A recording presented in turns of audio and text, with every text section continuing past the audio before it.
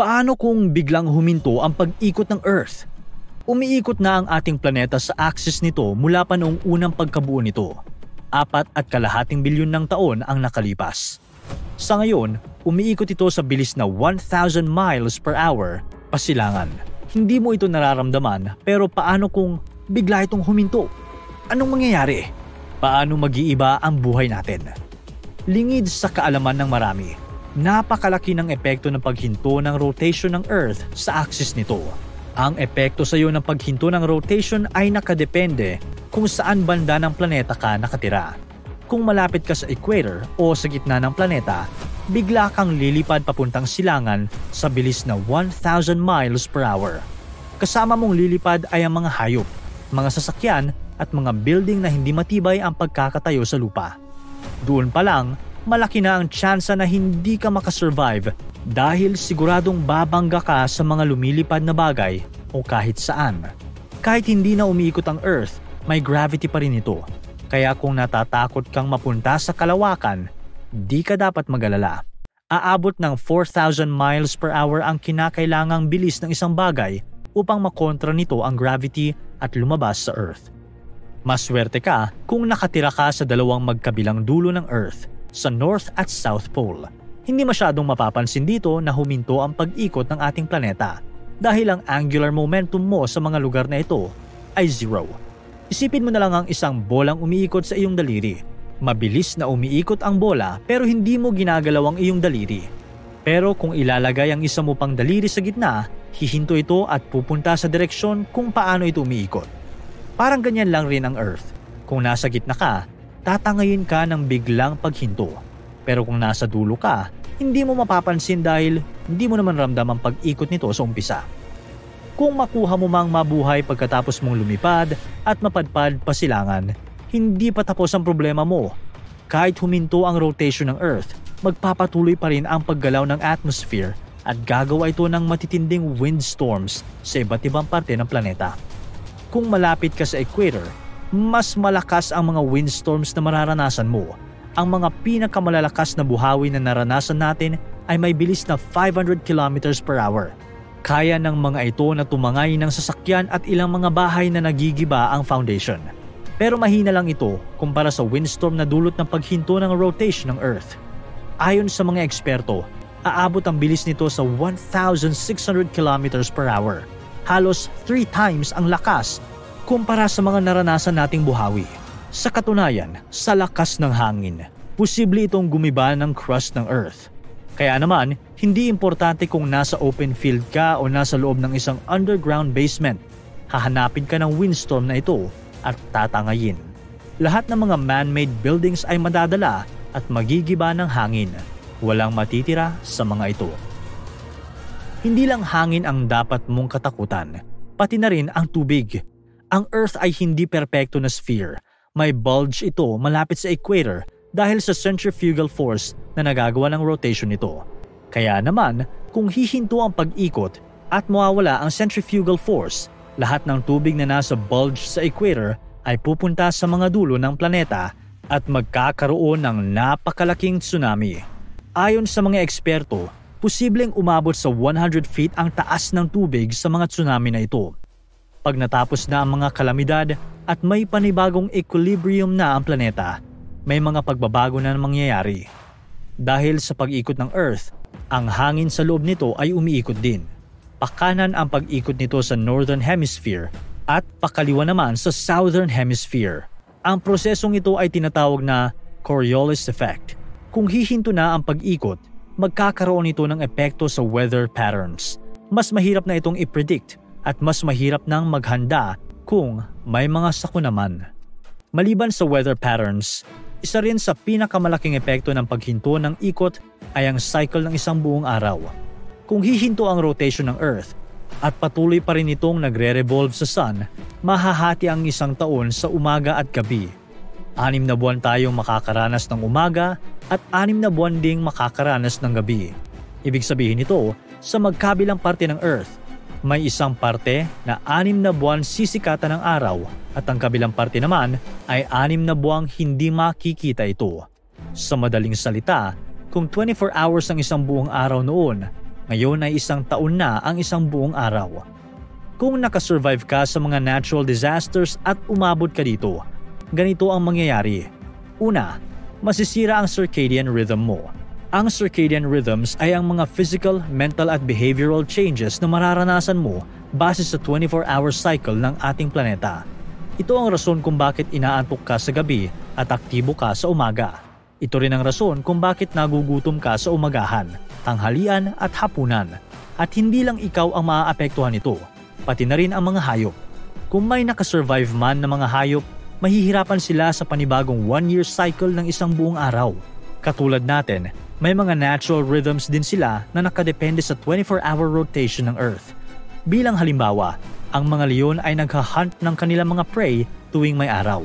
Dahil mas nakikita nila ang mga hayop sa paligid. Pag sumapit na ang gabi, alam nilang tapos na ang kanilang hunting at kailangan na nilang magpahinga. Mag-iiba ito sa Earth na hindi na umiikot. Subalit higit pa doon, magiging malaki ang epekto nito sa temperature ng isang lugar. Sa 6 na buwan na tag-araw, dahan-dahang tataas ang temperature ng isang parte ng Earth. Sa mga unang araw ay hindi mo ito mapapansin, subalit pagkatapos ng ilang linggo na patuloy lang ang pagsikat ng araw sa lugar at wala itong tsansang lumamig, magiging mahirap ang mamuhay dito.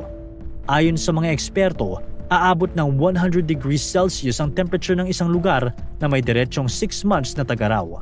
Kaya na nitong pakuluin ang anumang anyong tubig sa mundo. Matutuyo ang mga anyong tubig na ito pagkatapos ng ilang buwan. At sa puntong iyon, magiging malaimpyerno na ang isang parte ng ating planeta. Sa kabilang parte naman, dahil sa diretsong 6 months itong hindi nakakaranas ng sikat ng araw, lalamig at lalamig ang temperatura ng lugar. Kung ganito ang mangyayari, may makakasurvive pa ba? Posibleng may ilang microbes na makakasurvive sa ganitong mga conditions, subalit karamihan sa mga hayop at mga halaman ay mamamatay. Ayon sa mga eksperto, ang hayop na pwedeng makasurvive dito ay ang penguin. Sa ngayon, nararanasan na ng penguins na masikatan ng araw ng ilang buwan at ilang buwan na hindi ito nakikita. Kaya naman, alam na nito kung paano mabubuhay kung hihinto ang pag-ikot ng Earth. Gayunpaman, kung nakasurvive ka man sa paglipad ng 1,000 miles per hour at nakasurvive ka sa matitinding sakuna at umabot ka sa ganito, may paraan na pwede mong gamitin upang malabanan ang panibagong cycle na ito.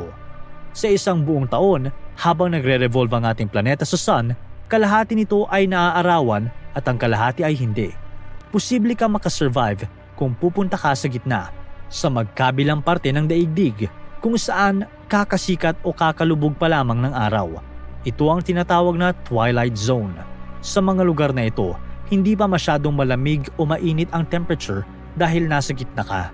Nasa moderate lang ang temperature dito. Subalit, upang masustain mo ito, kailangan mong maging isang nomad o isang taong walang iisang address. Dahil nagre-revolve ang Earth sa Sun, gumagalaw rin ang twilight zone. Kaya naman, kung gusto mong manatili sa moderate na temperature, kailangan mo ring gumalaw kasama nito. 1 taon ka ring palipat-lipat ng tirahan habang sinusundan ang twilight zone. Delikado rin ang nangyayari sa ilalim ng Earth kung hihinto ang pag-iikot nito. Ang core o ang pinakamalalim na layer ng Earth ay binubuo ng mga molten iron at nickel. Gumagalaw ito kasama ang pag-ikot ng Earth at ang init nito ay nakakaproduce ng magnetic field. Nagpoprotekta sa atin mula sa radiations na tumatama sa Earth mula sa kalawakan. Kaya naman, kung hihinto din ang paggalaw ng core at mawawala ang magnetic field, magkakaroon ka ng radiation poisoning at posible pang mag-mutate ang iyong DNA mula dito. Kaya ang tanong, posible nga bang huminto ang pag-ikot ng Earth? Ang pag-ikot na ito ay mula sa mga pagbangga nito sa iba't ibang particles sa galaxy habang nabubuo ito. Isang malaking disk ng alikabok at rock grains ang umiikot sa Sun. Ang puwersang ito ang rason kung bakit umiikot ang ating planeta. At patuloy itong umiikot dahil walang bagay na humihinto dito. Ang isang bola na umiikot sa lupa ay pinahihina ng surface ng lupa at ng hangin sa paligid. Ito ang nagdadala ng friction na siyang nagpapahinto ng bola. Ang Earth sa kabilang banda ay umiikot sa isang empty space. Oo, gumagalaw ang mga bagay na nasa kalawakan pero hindi nito nababangga ang Earth.